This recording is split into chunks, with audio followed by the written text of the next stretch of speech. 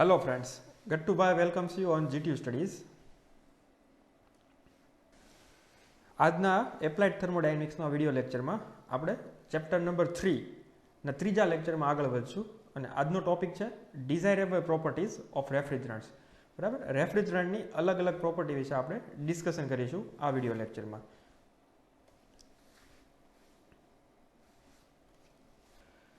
સૌથી પહેલાં ગટ્ટુભાઈને પણ જાણવાની ક્યુરિયોસિટી છે કે પ્રોપર્ટીઝ ઓફ રેફ્રિજરન્ટ્સમાં કઈ પ્રોપર્ટી ડિસ્કસ કરવાની છે, કઈ પ્રોપર્ટી ડિસ્કસ કરવી જોઈએ. બરાબર, તો આપણે 3 પ્રોપર્ટી ડિસ્કસ કરવાની છે. પહેલી આવશે થર્મોડાયનેમિક પ્રોપર્ટીઝ, એના પછી આવશે કેમિકલ પ્રોપર્ટીઝ અને છેલ્લે આવશે ફિઝિકલ પ્રોપર્ટીઝ. બધામાં કઈ પ્રોપર્ટી આવે છે, એનું શું ઇમ્પોર્ટન્સ છે, એ બધું આપણે આ વિડીયોમાં ડિસ્કસ કરીશું. બરાબર, ચાલો આપણે વિડીયો સ્ટાર્ટ કરીએ. શરૂઆત આપણે થર્મોડાયનેમિક પ્રોપર્ટીથી કરીએ. સૌથી પહેલાં આવે છે બોઇલિંગ ટેમ્પરેચર.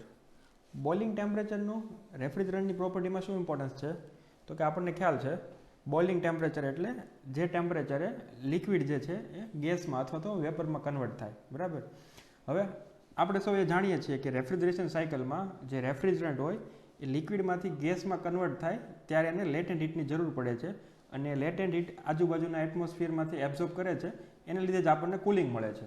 બરાબર, તો કોઈ પણ ગેસનું અથવા તો રેફ્રિજરન્ટનું બોઇલિંગ ટેમ્પરેચર જેટલું નીચું હોય છે એટલી આપણને કુલિંગ ઇફેક્ટ વધારે સારી રીતે મળી શકે છે. બરાબર, સો બોઇલિંગ ટેમ્પરેચર છે એ બને તેટલું નીચું હોવું જોઈએ. It should be low at atmospheric pressure. બરાબર, બને તેટલું નીચું હોવું જોઈએ.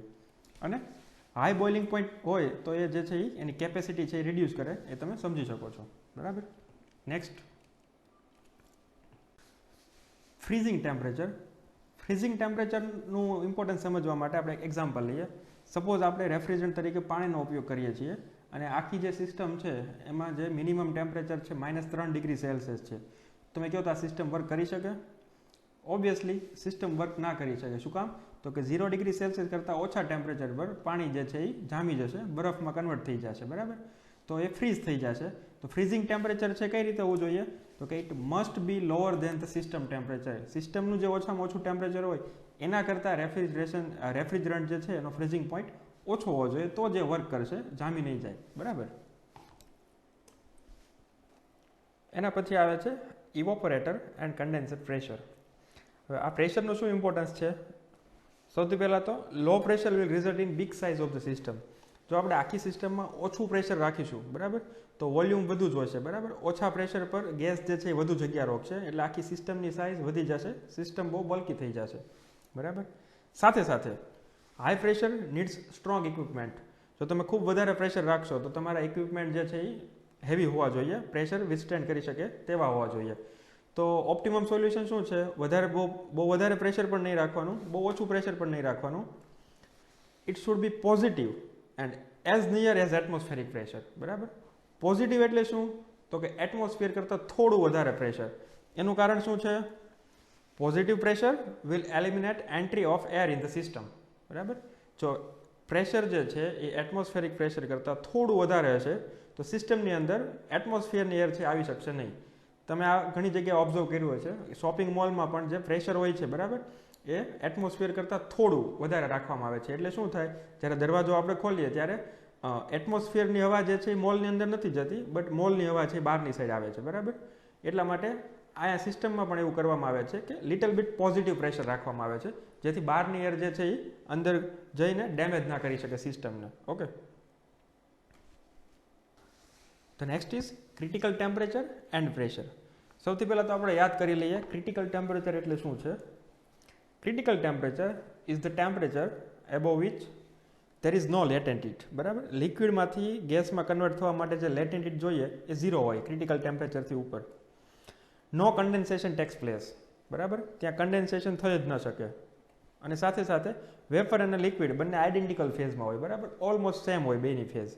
બરાબર, તો આપણને ખ્યાલ છે કે રેફ્રિજરેશન જે છે એમાં કુલિંગ ઇફેક્ટ આપણને મળે છે. શું કામ? તો કે લિક્વિડમાંથી ગેસમાં કન્વર્ટ થાય ત્યારે લેટેન્ટ હીટ એબ્ઝોર્બ થાય છે, એટલે તો આપણને કુલિંગ ઇફેક્ટ મળે છે. તો જો આપણે ક્રિટિકલ ટેમ્પરેચર કરતાં વધુ ટેમ્પરેચરે વર્ક કરતા હોઈએ તો લેટેન્ટ હીટ 0 હોવાની છે, કુલિંગ ઇફેક્ટ મળવાની જ નથી. રાઈટ, તો ક્રિટિકલ ટેમ્પરેચર કેવું હોવું જોઈએ? It should be higher than the temperature of condenser. બરાબર, otherwise it will not absorb heat and will not give good COP. Latent heat તો એબ્સોર્બ થશે જ નહીં, તમારો સીઓપી સારો નહીં આવે, બરાબર. એટલા માટે જે ક્રિટિકલ ટેમ્પરેચર છે એ આપણી આખી સિસ્ટમ જે છે અથવા તો કન્ડેન્સરનું જે ટેમ્પરેચર છે એના કરતાં વધારે હોવું જોઈએ, બરાબર.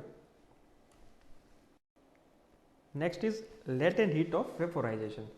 લિક્વિડમાંથી ગેસમાં કન્વર્ટ થવા માટે રેફ્રિજરન્ટને કેટલી હીટની જરૂર પડે છે એને કહેવાય લેટેન્ટ હીટ ઓફ વેપોરાઇઝેશન. હવે લેટેન્ટ હીટ ઓફ વેપોરાઇઝેશન જેટલી વધારે એટલી હીટ રેફ્રિજરન્ટ વધુ એબ્ઝોર્બ કરશે અને એટલી આપણને વધારે કુલિંગ ઇફેક્ટ મળશે. So obviously latent heat of vaporization બને તેટલી વધારે હોવી જોઈએ, બરાબર. અને સાથે સાથે it will result in less mass flow rate per ton. એ સમજી શકાય, 1 ટનની કેપેસિટી માટે તમે 2 રેફ્રિજરન્ટ યુઝ કરો છો, એકની લેટેન્ટ હીટ ઓછી છે તો એનો માસ ફ્લો રેટ વધારે જોશે, બીજાની લેટેન્ટ હીટ ઓફ વેપોરાઇઝેશન છે એ વધારે છે તો એનો માસ ફ્લો રેટ છે એ તમારે ઓછો જોઈશે. અને એનાથી સિસ્ટમની ઓવરઓલ સાઇઝ પણ ઘટે છે, તમારે ઓછા વોલ્યુમ સાથે ડીલ કરવી પડે છે, બરાબર. અને થર્મોડાયનેમિક પ્રોપર્ટીઝમાં છેલ્લે આવે છે સ્પેસિફિક વોલ્યુમ. સમજી શકો છો, સિસ્ટમની સાઇઝ ઘટાડવા માટે રેફ્રિજરન્ટનું સ્પેસિફિક વોલ્યુમ બને તેટલું ઓછું હોવું જોઈએ. એનાથી શું થશે, સિસ્ટમની સાઇઝ ઘટશે અને એનો ઓવરઓલ જે કન્સ્ટ્રક્શનનો ખર્ચો હોય છે એ પણ ઘટે છે. તો સ્પેસિફિક વોલ્યુમ જે છે એ બને તેટલું ઓછું હોવું જોઈએ. આપણે ટોટલ 6 થર્મોડાયનેમિક પ્રોપર્ટીઝ જોઈ. ઘણા બધા સ્ટુડન્ટ્સની એવી રિક્વેસ્ટ આવે છે કે સર તમે જે પીપીટી બનાવો છો એ તો અમને આપો જ છો, શેર કરો જ છો, સાથે સાથે જો પોસિબલ હોય તો એવું સ્ટડી મટીરિયલ આપો કે જેનાથી અમે એક્ઝામ ટાઈમે ખૂબ જલ્દીથી રિવિઝન કરી શકીએ. શોર્ટ નોટ્સના ફોર્મમાં હોય મટીરિયલ તો વધારે સારું. તો આ સબ્જેક્ટમાં હું એવું સ્ટડી મટીરિયલ તમને આપવાની ટ્રાય કરીશ. બને એટલા ટોપિકમાં અથવા તો બને એટલા વધુ લેક્ચરમાં વધુ ને વધુ શોર્ટ નોટ્સ તમારી સાથે શેર કરવાનો પ્રયત્ન કરીશ. થર્મોડાયનેમિક પ્રોપર્ટીઝ માટે અહીંયા આપણે એક ટેબલ બનાવેલું છે, બરાબર. આપણા ગટ્ટુભાઈ છે એ ટેબલને જોઈને ખૂબ રાજી થયા છે અને ટેબલ ખૂબ ગમ્યું છે. આનો યુઝ તમે પીડીએફ ફાઇલ ડાઉનલોડ કરીને એક્ઝામમાં ફટાફટ રિવિઝન માટે કરી શકો છો. સૌથી પહેલું છે બોઇલિંગ ટેમ્પરેચર, તો એ બને તેટલું ઓછું હોવું જોઈએ. ફ્રીઝિંગ ટેમ્પરેચર તો એ lower than the system temperature હોવું જોઈએ, નહીતર જામી જશે. Evaporator and condenser pressure positive and near as atmospheric pressure. પછી ક્રિટિકલ ટેમ્પરેચર એન્ડ પ્રેશર તો એ higher than the temperature of condenser હોવા જોઈએ. પછી લેટેન્ટ હીટ ઓફ વેપોરાઇઝેશન બને તેટલી વધારે અને સ્પેસિફિક વોલ્યુમ એ બને તેટલું ઓછું હોવું જોઈએ, બરાબર. આગળ વધીએ. સેકન્ડ નંબર પર આવે છે કેમિકલ પ્રોપર્ટીઝ. કેમિકલ પ્રોપર્ટીઝમાં સૌથી પહેલાં આવે છે ફ્લેમેબિલિટી. એને ગુજરાતીમાં કહેવાય છે દહનશીલતા. કેટલી જલ્દી રેફ્રિજરન્ટ સળગી ઉઠે છે. ચાલો ગટ્ટુભાઈ તમે જણાવો તો રેફ્રિજરન્ટ છે એ ફ્લેમેબલ હોવો જોઈએ કે ના હોવો જોઈએ? ગટ્ટુભાઈનો આન્સર છે રેફ્રિજરન્ટ ફ્લેમેબલ ના હોવો જોઈએ, બરાબર. ચાલો ચેક કરીએ શું આવે છે answer. It should not be flammable explosive. Okay, જે છે એ ફ્લેમેબલ ન હોવો જોઈએ. ગટ્ટુભાઈનો આન્સર સાચો છે. ઓકે, ગટ્ટુભાઈ છે એ ખૂબ રાજી થઈ ગયા, એમનો આન્સર સાચો પડ્યો એટલે. ચાલો ગટ્ટુભાઈ થોડી વાર માટે સ્ક્રીન ખાલી કરો, આપણે આગળ વધીએ. પછી આવે છે ઓલ હેલોકાર્બન્સ ફ્રીઓન્સ, બરાબર, અને CO2 આર નોન ફ્લેમેબલ. એ સળગી ઉઠે તેવા નથી. પણ બીજા રેફ્રિજરન્ટ જેવા કે હાઇડ્રોકાર્બન એમાં મિથેન, ઇથેન, પ્રોપેન, બ્યુટેન આવે છે, આપણને ખ્યાલ છે હાઈલી ઇન્ફ્લેમેબલ છે, બરાબર, તરત સળગી ઉઠે તેવા છે. અને એના પછી આવે છે એમોનિયા. એ પણ ફ્લેમેબલ છે, સળગી ઉઠે તેવો છે. એના પછી આવે છે ટોક્સિસિટી. ટોક્સિક હોવું એટલે ઝેરી હોવું, બરાબર. આપણે ગટ્ટુભાઈને નથી પૂછતા, એ વધારે પડતા એક્સાઇટેડ થઈ જાય છે. આપણને ખ્યાલ છે રેફ્રિજરન્ટ બિન ઝેરી હોવો જોઈએ, નોન ટોક્સિક હોવો જોઈએ, બરાબર. ઓલ CFC બધા ક્લોરોફ્લોરોકાર્બન નોન ટોક્સિક છે, but when mixed with certain percentage of air it becomes toxic. જો એને અમુક પ્રમાણમાં એર સાથે કમ્બાઈન થવા મળે તો એ કંઈક કેમિકલ રિએક્શનથી ટોક્સિક બની જાય છે, ઝેરી બની જાય છે. NH3 એન્ડ SO2 એમોનિયા અને સલ્ફર ડાયોક્સાઇડ ઝેરી છે અને એટલા માટે જે ડોમેસ્ટિક રેફ્રિજરેશનમાં યુઝ નથી થતા. ટોક્સિક રેફ્રિજરન્ટ્સ યુઝડ વિથ સેકન્ડરી રેફ્રિજરન્ટ્સ, બરાબર. ડાયરેક્ટ કોન્ટેક્ટમાં ન આવે એટલા માટે એને સેકન્ડરી રેફ્રિજરન્ટની સાથે યુઝ કરવામાં આવે છે. એના પછી આવે છે મિસિબિલિટી વિથ ઓઇલ. એટલે શું થાય? It is ability to mix with oil. આપણે જે કોરોઝન ઘટાડવા અને લ્યુબ્રિકેશન માટે ઓઇલ રાખેલું હોય એની સાથે રેફ્રિજરન્ટ કેટલો જલ્દી અને કેટલો ઇઝીલી મિક્સ થઈ શકે છે, બરાબર. હવે આનું ઇમ્પોર્ટન્સ શું છે? શું કામ મિક્સ થવો જોઈએ? સપોઝ એ મિક્સ ન થાય તો શું થાય? Immiscibility result in coating over heat transfer surface. જે હીટ ટ્રાન્સફરની સરફેસ હોય એની આજુબાજુ કોટિંગ બની જાય છે જો મિક્સ ન થાય તો, and that will result in reduce heat transfer rate. એનાથી હીટ ટ્રાન્સફર રેટ જે છે એ ઘટે છે, જે સારું ન કહેવાય. હેલોકાર્બન્સ આર હાઈલી મિસિબલ. હેલોકાર્બન જે છે એ બધા સારી રીતે મિક્સ થઈ શકે છે, થઈ જાય છે. Ammonia, sulphur dioxide, carbon dioxide immiscible, એ બહુ જલ્દીથી મિક્સ નથી થતા અને એમાં હીટ ટ્રાન્સફર રેટ ઘટવાનો પ્રશ્ન રહે છે. એના પછી આવે છે solubility of water. It is ability of water to dissolve into refrigerant. રેફ્રિજરન્ટમાં કેટલા પ્રમાણમાં વોટર ડિસોલ્વ થાય છે, એબ્ઝોર્બ થઈ જાય છે, બરાબર. More water solubility will cause ice formation and may choke the flow. જો રેફ્રિજરન્ટ છે વધારે પડતું વોટર એબ્ઝોર્બ કરી લે તો ઘણી વખત આઈસનું ફોર્મેશન થઈ જાય છે અને ફ્લો જે છે અટકી જાય છે, બરાબર, પૂરેપૂરું અથવા તો થોડા પ્રમાણમાં. એને અવોઇડ કરવા માટે શું કરવું જોઈએ? It can be avoided by proper dehydration before charging or use of silica gel. આપણે રેફ્રિજરન્ટ ઉમેરતા હોઈએ સાયકલમાં, બરાબર, એટલે ચાર્જિંગ કરી, એને ચાર્જિંગ કહેવાય. ચાર્જિંગ કરતા હોય ત્યારે એનું પ્રોપર ડિહાઇડ્રેશન થવું જોઈએ, વોટર રિમૂવ થવું જોઈએ. અથવા તો આપણે એની અંદર સિલિકા જેલ રાખીને, જે એક જાતનું વોટરનું એબ્ઝોર્બન્ટ છે, વધારાનું વોટર જે છે એ એબ્ઝોર્બ કરી લેવું જોઈએ, બરાબર. અને છેલ્લે આવે છે effect on stored product. It should not affect quality of stored material. Obviously refrigerant તમારે એવો પસંદ કરવો જોઈએ કે તમે જે વસ્તુને સ્ટોર કરો છો એના ઉપર કાંઈ ઇફેક્ટ ના આવે. ફ્રીઓન્સની વાત કરીએ. No effect on vegetables, flowers, dairy products and other food. Freons જે છે આ બધા ઉપર કોઈ જાતની ઇફેક્ટ લાવતા નથી અને એટલે જ આપણે ડોમેસ્ટિક પર્પઝ માટે ફ્રીઓન્સનો યુઝ કરીએ છીએ. એમોનિયા આપણને પહેલાંથી ખ્યાલ છે ઝેરી છે, સાથે સાથે બીજા કેમિકલ રિએક્શન પણ કરે છે. It reacts with food and spoil the taste, બરાબર. એટલે એમોનિયા જે છે એ ડોમેસ્ટિક પર્પઝ માટે યુઝ નથી થતો. આપણે જે 5 કેમિકલ પ્રોપર્ટી જોઈ એનું ટેબલ બનાવીને પછી હું તમને આપી દઈશ. ઓકે, ગટ્ટુભાઈ કંઈક રિક્વેસ્ટ કરે છે, સર ટેબલ અત્યારે જ આપી દો. ઓકે ગટ્ટુભાઈ, ચાલો ટેબલ આપી દઈએ. તમે જે કેમિકલ પ્રોપર્ટી જોઈ એની બધી જ ડિટેલ આ ટેબલમાં આપી છે. આપણે ફરી વખત ડિસ્કસ નહીં કરીએ, બટ તમે પીડીએફ ડાઉનલોડ કરીને આનો ઉપયોગ રિવિઝન માટે કરી શકો છો. And now the Gattubhai is very very happy, બરાબર, કૂદકા મારવા માંડ્યા.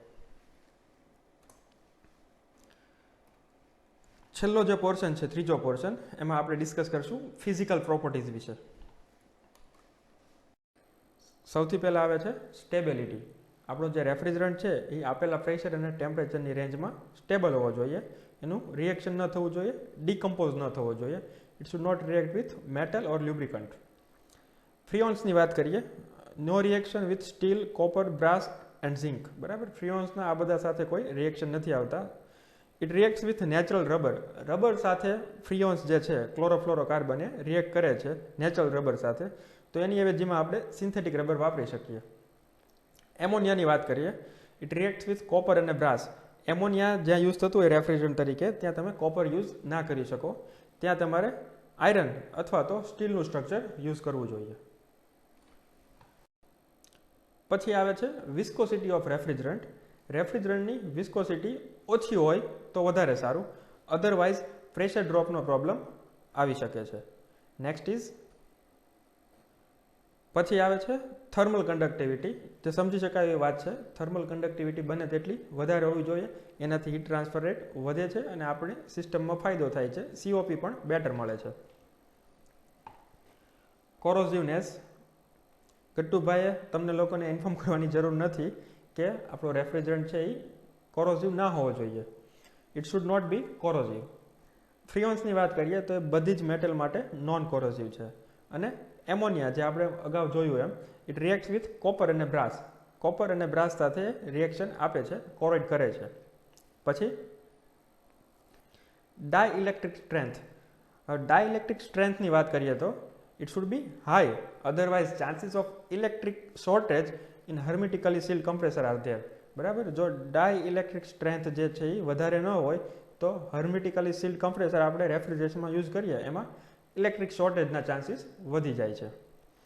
R12 એની ડાયઇલેક્ટ્રિક સ્ટ્રેન્થ જે છે એ પ્રમાણમાં વધારે છે અને એમોનિયા છે એની ડાયઇલેક્ટ્રિક સ્ટ્રેન્થ સૌથી ઓછી છે. Leakage tendency. હવે લીકેજ છે એ બે રીતે હોઈ શકે. પહેલું લીકેજ છે રેફ્રિજરેશન આઉટસાઇડ ધ સિસ્ટમ, સિસ્ટમની અંદરથી રેફ્રિજરેશન બહાર આવી જાય.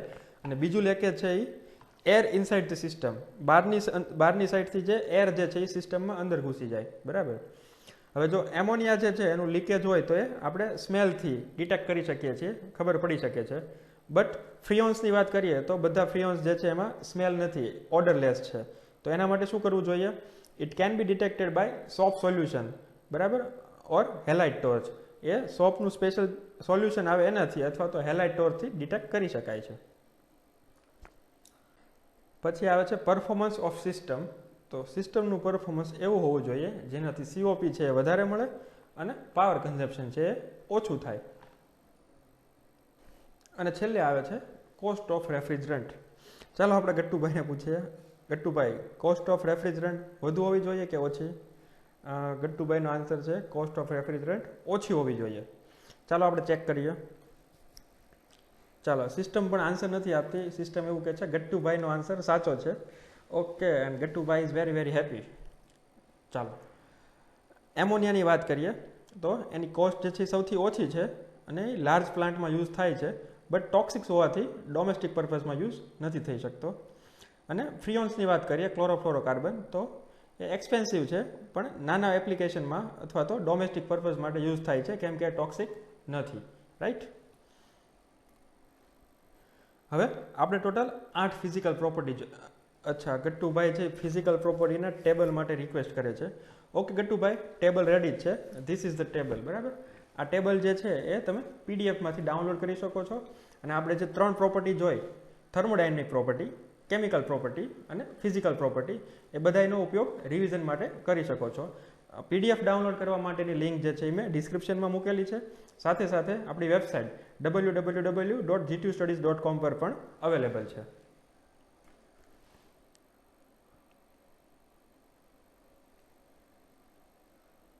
અને હવે છેલ્લે ગટ્ટુભાઈને આ વિડીયો છે એ ખૂબ ગમ્યો છે, ખૂબ પસંદ આવ્યો છે.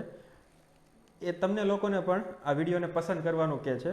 તો વિડીયોને જલ્દીથી લાઇક કરી લો, તમારા મિત્રો સાથે શેર કરો અને ચેનલને ફટાફટ સબસ્ક્રાઈબ કરી લો જો બાકી હોય તો, જેથી ફ્યુચરમાં જે કાંઈ પણ મિકેનિકલ એન્જિનિયરિંગને લગતા જે વિડીયો આવશે એનું તમને લિંક મળી જાય, નોટિફિકેશન આવી જાય. બરાબર. Thanks for watching this video.